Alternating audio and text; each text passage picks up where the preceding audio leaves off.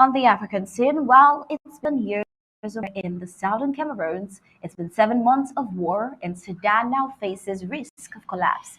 In Sudan, the RSF, which now controls most of the capital Khartoum, has made lightning advances in Darfur. At the same time, the Gun army leaders have left the capital to retreat to the city of Port Sudan, which has been spared the fighting, exacerbating fears of a breakup of the country.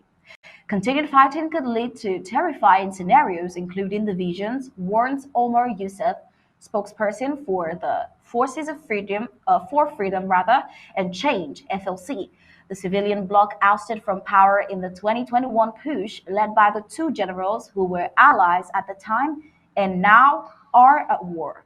The growing wave of militarization of civilians is aggravating the social fissures, he added, telling reporters. At the negotiating table, the two sides, unable to gain a decisive advantage, have little intention of making concessions, demonstrated once again by the failure in early November of talks sponsored by the United States and Saudi Arabia, leading to fears of fragmentation of the country if the status quo is prolonged.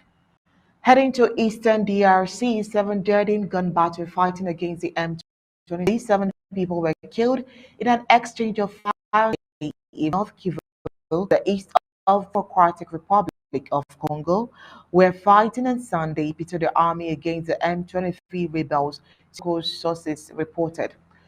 The circumstances surrounding the shooting, which is in Urangongo territory, is a camp for displaced people just north of the provincial capital, Goma, who are unclear.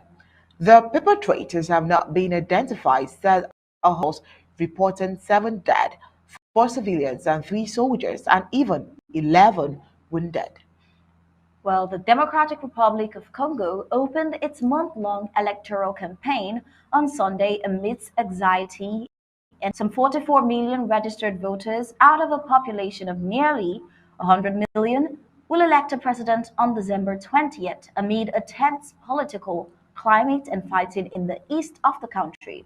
President Felix Tshisekedi is seeking a second term, with his allies praising his record.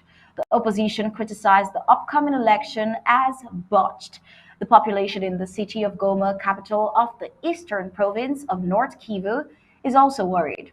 We're worried because the M23 war is on Goma's doorstep, and what's more, this campaign isn't like the one in previous years, he said.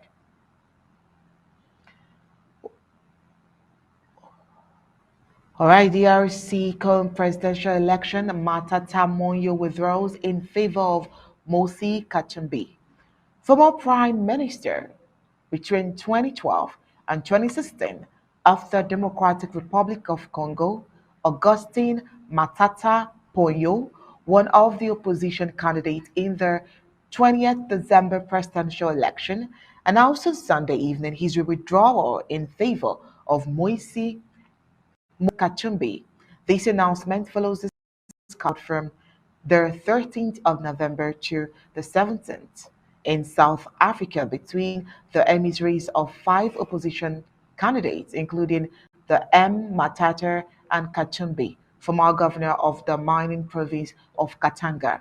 During the consultations, the delegates of the four of them, according to the organizing NGOs, defined criteria for identifying the ideal common candidate likely to give the opposition the best chance against the outgoing president. Well, in this electoral season for Africa, we had the former President Olusegun Obasanjo say Western style not suitable for Africa. He said this on Monday that went viral. Western liberal democracy is unsuitable for Africa and seems not to be working for Nigeria and other African countries.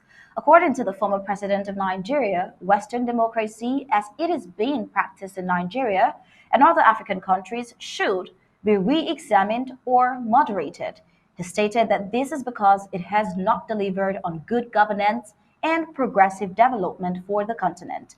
Obasanjo spoke at the high-level commission on rethinking Western liberal democracy in Africa held at the Green Resort Legacy. Obasanjo Presidential Library, Abeokuta in Nigeria.